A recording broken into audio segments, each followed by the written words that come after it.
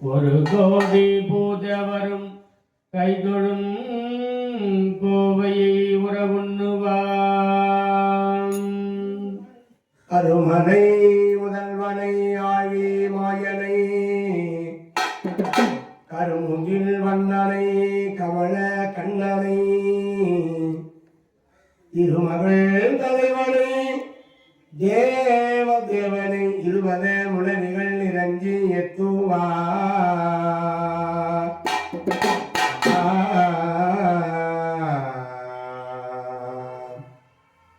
பகவானே மௌனம் ஏனோ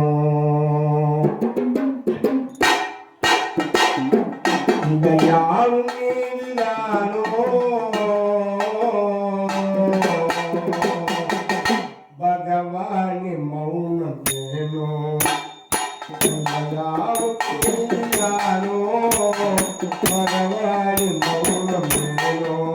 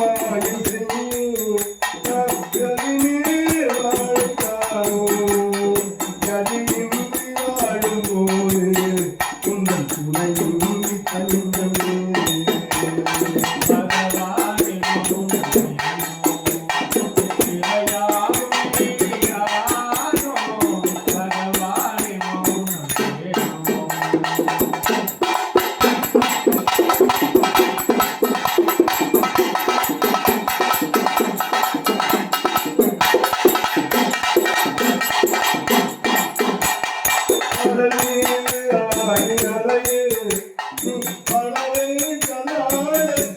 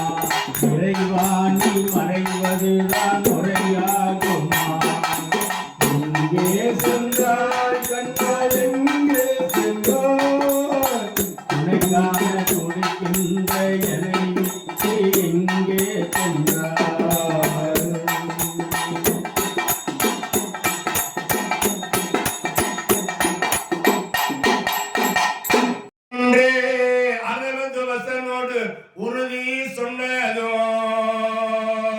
தூது போய் அரவத்தவசனோடு உறவு சொன்னதும் மறுத்து அவன் சினந்து மோது போர் புரிய துணிந்ததும் மோது போர் புரிய துணிந்ததோ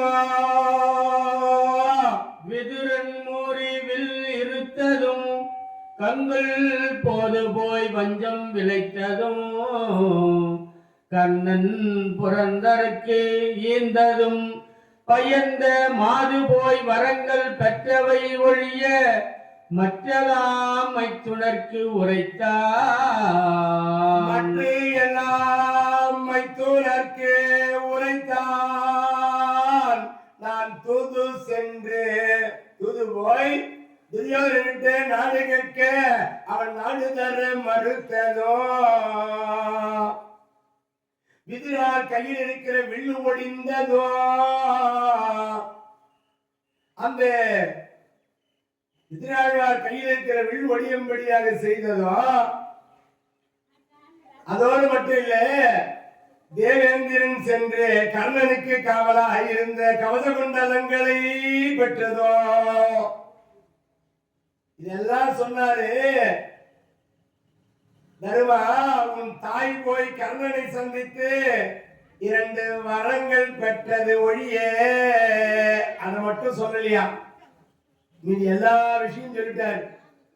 ஒரு தூது போனது, விதிராழ்வார் மாளிகையில தங்கி உண்டது, மறுநாள் காலை துரியோதனம் பண்ண வேலை, அந்த விதிராழ்வார் கையில் இருக்கிற வில்லு ஒடியும்படியாக செய்தது, அஸ்வத்தாமனை நித்திரபங்கம் செய்து சேனாதிபதியை பட்டம் ஆகாதபடி செய்து தேவேந்திரன் போய் கவசமண்டலங்களை யாசித்தது எல்லாம் சொல்லிட்டாரு. ஆனால் தாய் குந்தி போய் 2 வரங்களை பெற்றால் என்பதை பகவான் மறைத்து விட்டார். அதை சொன்னா என்ன ஆகுது?